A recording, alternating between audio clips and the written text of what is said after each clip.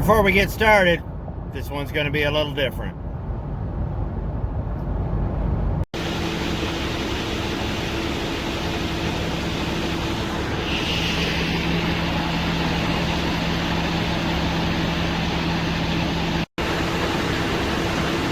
I'm never going to make it home.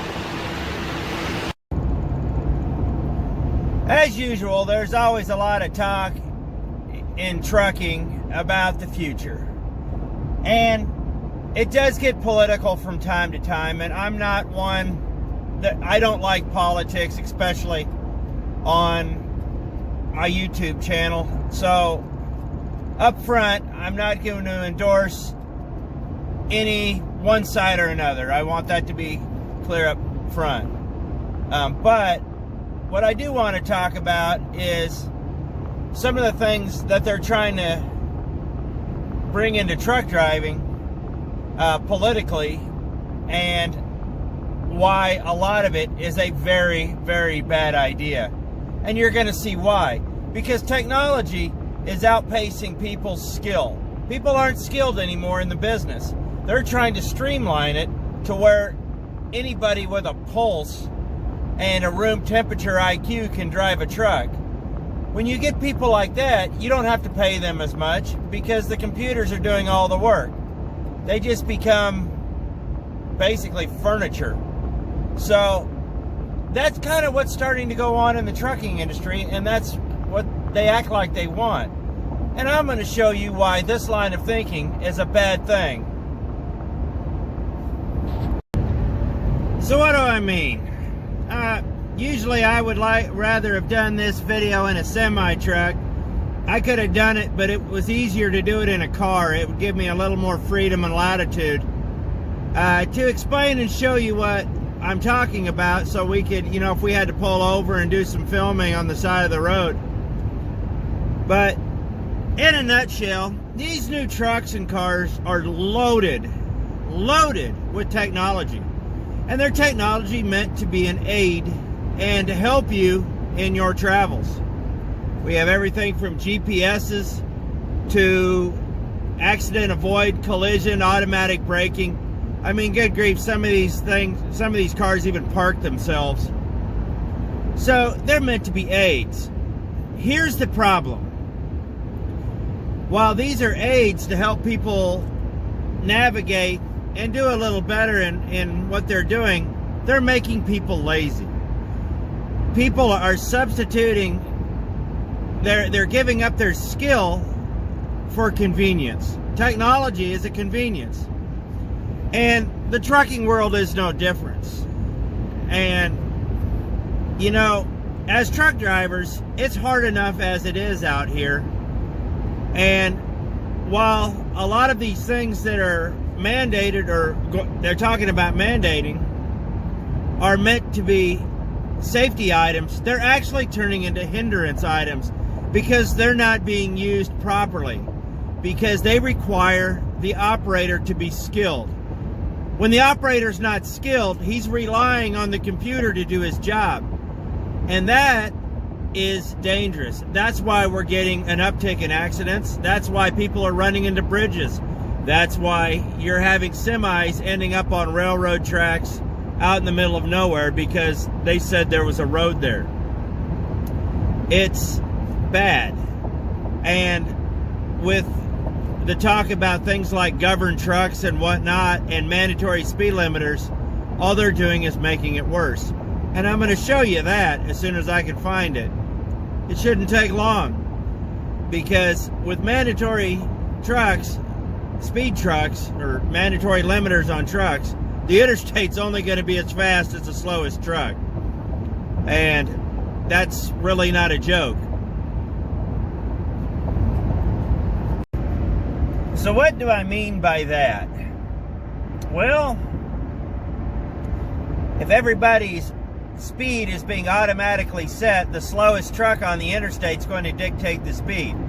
And if everybody has speed limiters, it's going to gum it up, because it's frustrating when you can't pass somebody and the truck is meandering. These trucks do not hold speed like a car does. If I put my cruise control on this car at 80 miles an hour, it's going to do 80 up hills, it's going to do 80 down hills, it's going to do 80 in a straight line, it's going to do 80 around a curve if I don't hit the brakes. And that would be bad. So, but in trucks, you know, you're going to get a 5 to 10 degree variance depending on the weight of the truck and the weight of the load. So these are important things to remember. You have to take that into account. Well, if a guy behind it has a light load and he gets frustrated, he's going to come out and try to pass. Well, the guy in the truck in the right lane is not paying attention, and his cruise controls kick back in, and suddenly you're hung out. Well, then everybody's adaptive cruise control behind him suddenly slows down.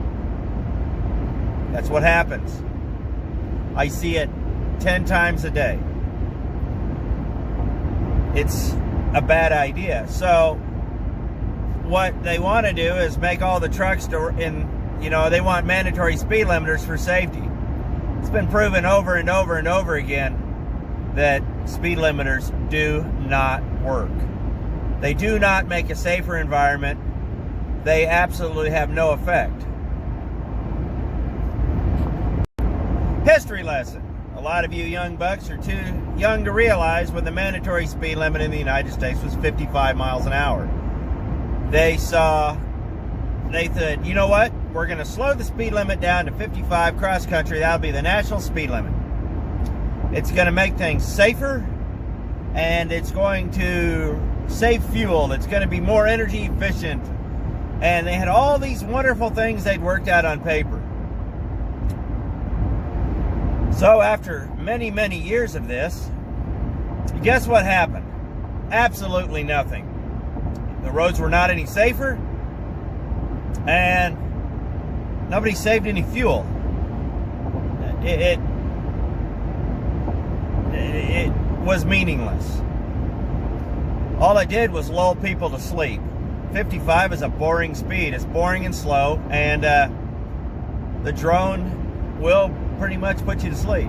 But that was the idea behind that.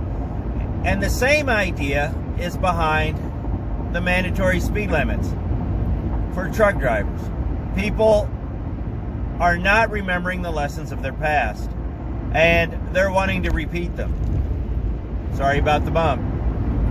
So they're wanting to repeat all these lessons that have already been failed and showed to be failures multiple times, because apparently people don't learn. Basically, in a nutshell, they're trying to replace people with technology. Trucking is really not one of those places you want to do that, especially when you're dealing with trucks that are as large and as heavy as this. But what they're trying to do is cut costs, and they're trying to cut out the middleman. I know they're trying to cut costs because every time the price of fuel goes up, my loads get heavier because they're trying to cram extra stuff. I'm not kidding. I get paperwork that says I have 39,000 pounds in the box. I scale it out, and I'm right at 80,000 pounds. That right there is a safety thing. They're giving me false weights, but they're trying to sneak in some extra product on the truck. You sneak enough extra product on some trucks, you've hauled a load for free. And I've been seeing that a lot lately, especially when the price of fuel goes up. That's a safety fact. That's a safety factor that people are not addressing, you know. But hey, as long as legal is legal, nobody cares. But when you're misrepresenting weights on your weigh bills, that is something that really ought to be taken into account. But that doesn't matter. Let's slow the trucks down, they say. Yeah. No. Now, I come from a weird time in trucking. I started driving after deregulation, but before the ELDs, before the 14-hour clock. I was in that window there. And so even in the 20 years I've been driving, I've seen a lot of changes. And some of them have been good. A lot of them have not. And what I see happening is they're using technology to try to manage the unmanageable.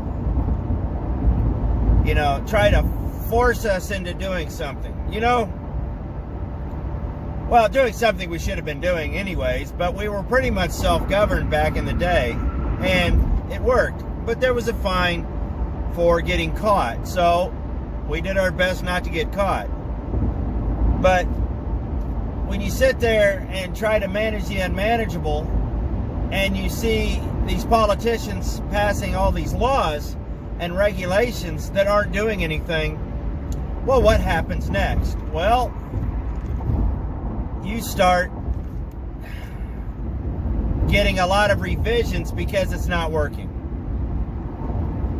It's not working at all. So what the politicians are doing is trying to legislate a failed idea into success, and that never works.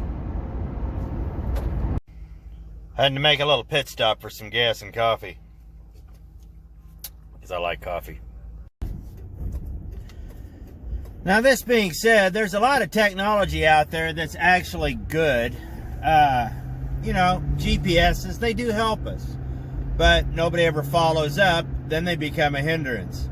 I'm not a big fan of the rear-facing cameras, but dash cams in trucks are actually a good thing.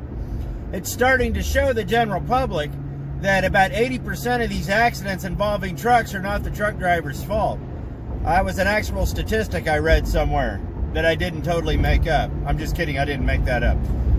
But, you know, there was a whole industry of lawyers making a living on suing nothing but trucks and truck companies because they're convinced we have deep pockets.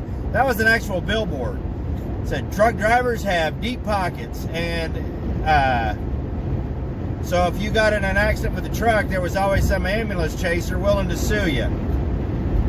And with dash cams, they've proven that a lot of this is just crap. So that's been actually really helpful. And if you don't have one, I recommend getting one, even if it's your own private one. It's going to help you out. But all this collision avoidance stuff, I got some stories about that. At my last company, they started putting a lot of that stuff in the trucks. And everything from automatic braking to lane assist, and they're like, oh, it helps make the truck drivers better drivers. It gives them warnings. No, after about 2.5, 3 weeks of having this thing go nuts and scream and yell and all that, they just learn to ignore it. I'm not kidding. These guys literally tune it out. They just ignore it. It's become a part of their everyday and they don't hear it. So that's not working. But with like the automatic braking, I was going around to Cloverleaf in Altoona, Iowa, and all of a sudden that truck slammed on its brakes in the Cloverleaf. That, you know, thinking it was doing what it was supposed to be doing, and I almost wrecked the truck. You know, technology's only as smart as the people who programmed it, which is the irony of it all, because they want technology to replace people, yet it takes people to build the technology. It's not working. And what they really need to do is scale it back and cut it back to the basics and start over. Because what happens in Washington when things don't work is you get a bunch of unaccountable people taking advice from lobbyists who are paid by mega corporations to further their own self-interest. Now, this sounds biased, and it kind of is, but you get all this one-sided information to a bunch of unaccountable people who start making policy, and it never ends up well. It never does. So what really needs to happen is, I'm not saying we got to ditch everything, but we need to scale it back to where it was working and then go from there. But nobody ever wants to scale back. They all want to tweak and legislate, and we're trying to fix something that really wasn't broken. And now this is where we're at. So where do we go from here? Truthfully, I can't tell anybody where to go from here. I know where my business needs to go. And you as an owner-operator, or you as, drivers, you all know where your businesses need to go too. And in a sense, we're all kind of headed the same direction, but we have to custom fit the business to fit our needs. And it's getting difficult. Every time they make a change, it has a ripple effect. And we have to be fluid to go with it. But after a while, the fluid just starts hitting the wall of the bank and you can't go any further. So, I don't know what to tell you. We as truck drivers need to be more active in the politics surrounding our business.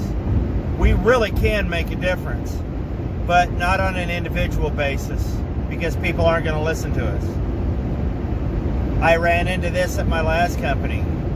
They literally were locking us out of the headquarters building because they didn't care. They didn't want to hear from us. We were supposed to go through a chain of command, and basically you get one, maybe two rungs, and you hit a wall. Nobody was interested in hearing from us. So, I don't know what to tell everybody. What I see coming down the road is going to put a lot of us out of work. It's not going to improve anything. And it's just, for the guys it doesn't put out of work, it's going to make it very, very, very hard. Could I be wrong? Yeah, maybe. I don't know. All I know is what I see. And what I see isn't working. So, where do we go from here? I guess it's all up to us as a collective to figure it out. So, I appreciate it. Thanks for watching. Be safe.